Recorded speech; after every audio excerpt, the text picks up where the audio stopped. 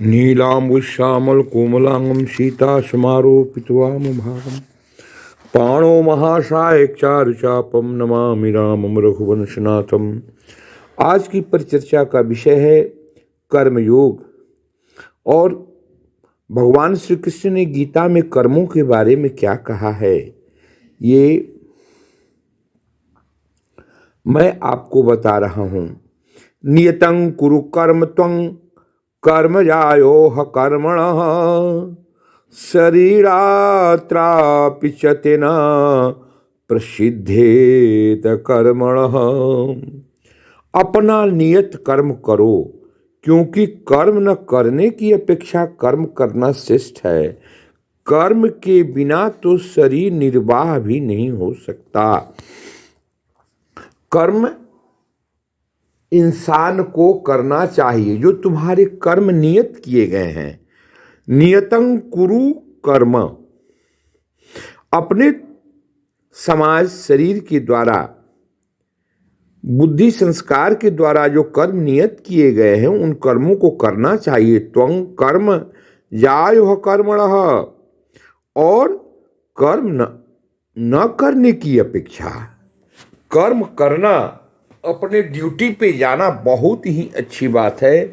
और अगर आप कर्म न करोगे, अगर आप कर्म नहीं करोगे तो इस शरीर का निर्वाह भी नहीं हो सकता है। अक्सर हम भक्ति के रास्ते में हम भूल जाते हैं कि हमें भक्ति ही करनी है। भक्ति अलग चीज है और कर्म अलग चीज है, लेकिन सही भक्त वही है जो अपने कर्मों को करते हुए भक्ति में समाहित होता है। भक्ति सरेंडर को बोलते हैं, शरणागति को बोलते हैं। तो आप कर्मों को करते हुए भक्ति के शरण को प्राप्त करो। सर्वधर्म परित्यज्य माम एकं शरणं व्रज। भगवान कृष्ण ने कहा है कि सारे धर्मों का त्याग करो, मेरे एकमात्र शरण को प्राप्त करो। अहं त्वा सर्वपापेभ्यो मोचयसि मा शुचो। मैं तुम्हें सारे कर्मों को, पापों को माफ कर दूंगा। इसका मतलब ये नहीं है कि हम कर्म का त्याग कर दें, नहीं। साधुवाद, वस्त्र लगा करके चलना अच्छी बात है, लेकिन उसके भी कर्म बताए गए हैं।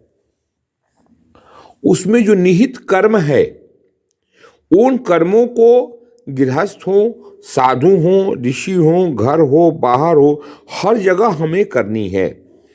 कर्मों के बिना तो वर्णशंकर पैदा हो जाएंगे। हमारा आलस्य का हमें त्याग करना है और अपने नियत कर्मों में रहना है।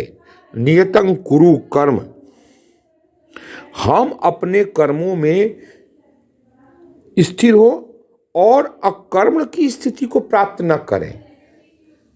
कर्म न करने की स्थिति को प्राप्त न करें। कर्म नहीं करने से कर्म करना उचित है। और अगर कर्म नहीं आप करेंगे तो आपके शरीर का निर्वहन कैसे होगा?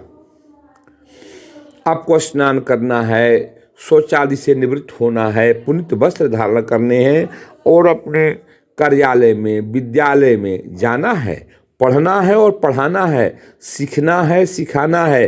किसान को खेती में जाना है, जवान को सीमा पे जाना है, विद्यार्थी को विद्यालय में जाना है, कर्मचारी को कार्यालय में जाना है। हमें तो अपने कर्मों को करना होगा, लेकिन कर्म जनित अहंकार का त्याग करके हमें अपने कर्मों में निहित होना है और इस कर्म संस्कार को भगवान को समर्पित कर देना है।